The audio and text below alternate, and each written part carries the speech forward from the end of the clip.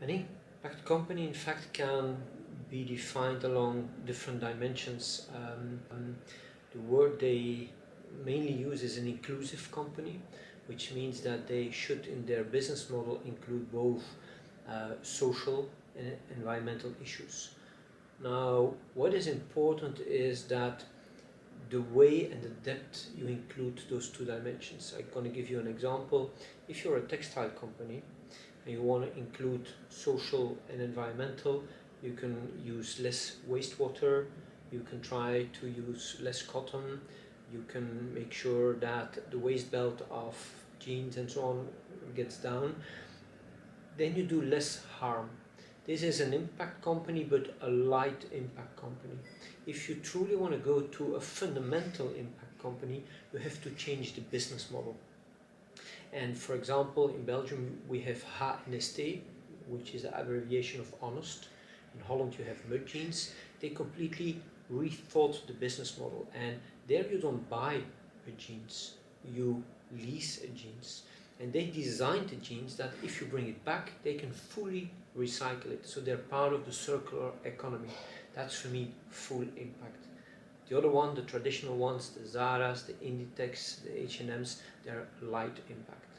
When is it the case that actually an economical approach is maybe more suitable than a philanthropic approach to invest in those companies, support those companies? Yeah, that's a very important question, because I'd like to state very clearly that certain enterprises, certain social enterprises can only survive with grants. For example, my sister is an Ashoka Fellow. She's working with non-accompanied minor refugees. You should not ask the market to solve that issue. That should always be grant-based. But those people can also be very entrepreneurial. It's not a question of I get grants and I can do whatever I want. They also should be result-based. That's what I call engaged grant making or result-based grant making. But there are other areas, and they're shifting in time. Green energy, 20 years ago, microfinance, they were not driven by market mechanisms. Today they are. Biodiversity is not yet there, but will probably come over time. Mm-hmm. So what we see is that certain social and environmental issues can be accelerated and can attract more money, and by attracting more money also create more impact. For other social environmental issues, time is never there or not yet there. Who are the main impact investors in Belgium today? Can you give us a bit a big picture? We just concluded major research, and what we see is that the majority of impact capital comes from those investment funds that dedicate their full capacity, all their money to impact. And there you have big players and small players, and they're equally important. The big players catalyze impact and grow impact. The small players are sometimes more innovative. You want me to put some names to that, concrete names? Please, go ahead. So there is COIS, of course, which is a front runner for a long time. There is SI2, SI3 already. There is Hefboom. There is some other players. Now, I have to make sure that, because this is a bit tricky always, if you mention names, you always forget names. Trivident, of course, is another important one. On the Walloon side, there are also a couple of very nice funds, but they are constituting the biggest part of impact finance in Belgium. The second level, which is very nice and a bit surprising to me, is the family offices. So wealthy families in Belgium, I know some of them, they're on a genuine path to, with part of their wealth, create as well impact. The third and fourth level, or more the banks, the traditional banks and asset managers, the ones were also a bit surprising that are not so visible yet in the landscape, or pension funds and insurance companies. But then I talk about the very dark green of impact investing, because some insurance companies are well on their way in the light mid-green area, but in the dark green area it is clear that they are still seeing how they make that step.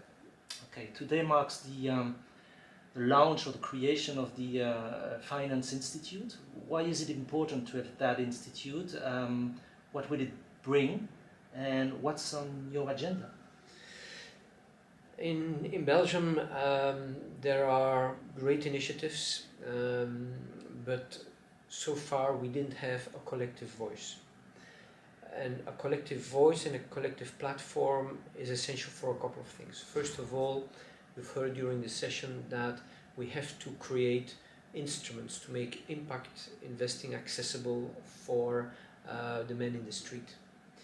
And those instruments should also be embedded in the law. So we need to lobby, do advocacy, do research.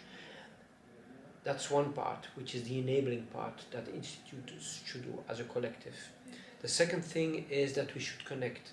Those people act on their individual space, and what we see is that if we can learn from each other, that this space will be accelerated. So the connection between the peers with the best practices, but also across silos.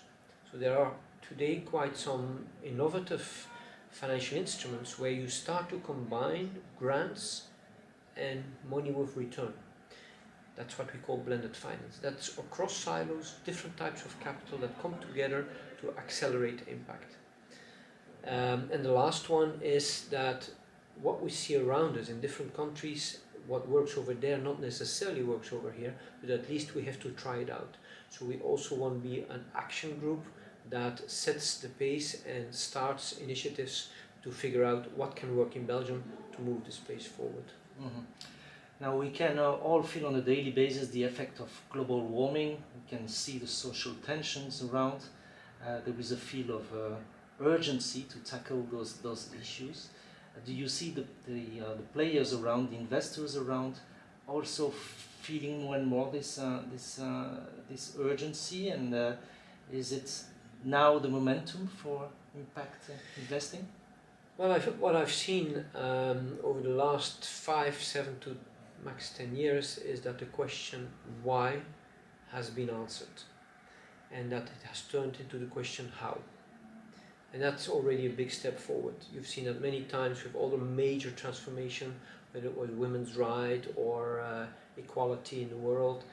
First we question why should we do this? And as you say, climate denial is over. There are a few people still talking about it, but it's more climate lethargy. Lethargy by, okay, it's real, but what can I do? How can I contribute? And that question is now front and center. So the different players start to answer those questions. How can I, with impact investing, contribute to this social inequality and this planetary urgency?